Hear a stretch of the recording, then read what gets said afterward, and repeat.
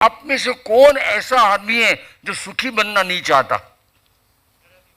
सब बनना चाहता है। तो अब सुखी बनना तो चाहते हैं, सुखी बनने का रास्ता इस तरफ जाता है और आप जाते हो इस तरफ, फिर क्या होगा? बनोगे सुखी? कभी नहीं। तो उन्होंने एक ही बात बताई, उन्होंने एक सूत्र दिया बहुत छोटा। क्या कहा? कि जिए बाहर, रहे भीतर, रहे भीतर और जिए, बस। Very short formula. क्या रहे भीतर का मतलब? क्या हमें इस बात को अनुभव करना है कि हमारे भीतर जो चेतना है, आप देखिए बहुत सारे लोग कहते हैं कि जैन धर्म ईश्वर को नहीं मानता। अभी एक आर्टिकल आया था टाइम्स ऑफ इंडिया में कि रिलीजन विदाउट गॉड, तो ठीक है, ईश्वर कर्तृत्व के रूप में फिलोसॉफी का जो डॉक्ट्रीन है उसको जैन धर्म स्वीकार नहीं करता। According to Jain philosophy, the universe, the cosmos is infinite, is eternal, is beginningless and endless. कोई नहीं है, अनादि निधन जिसको कहा जाता है। लेकिन जिसको गॉड हम कहते हैं, वो गॉड कौन है? वो बाहर नहीं है, वो हमारे भीतर जो हमारी चेतना है, उसी में अनंत शक्ति है, अनंत ज्ञान है, अनंत आनंद है। आप कहेंगे कि ऐसी बात कौन मानेगा?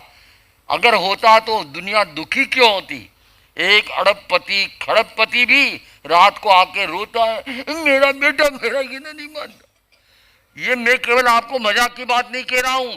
महाप्रज्ञ अणुव्रत भवन में दीनदयाल उपाध्याय मार्ग के ऊपर विराज रहे थे और एक भारत का बहुत बड़ा उद्योगपति, नाम मैं इसलिए नहीं लेना चाहूंगा, लेकिन जिसका नाम भारत के उद्योगपतियों में शीर्ष पर, और वो जैन, आता है लगभग दोपहर का 1:30-2 बजे का टाइम। आचार्य महाप्रज्ञ विश्राम करके विराजे और इतने में वो आ गए अचानक। बहुत परिचित थे वर्षों से, अनुव्रत भवन के ट्रस्टी भी रहे। वो आए, बैठे, वंदन किया और रोने लग गए। कैसे रोए? जैसे एक बच्चा रोता वैसा।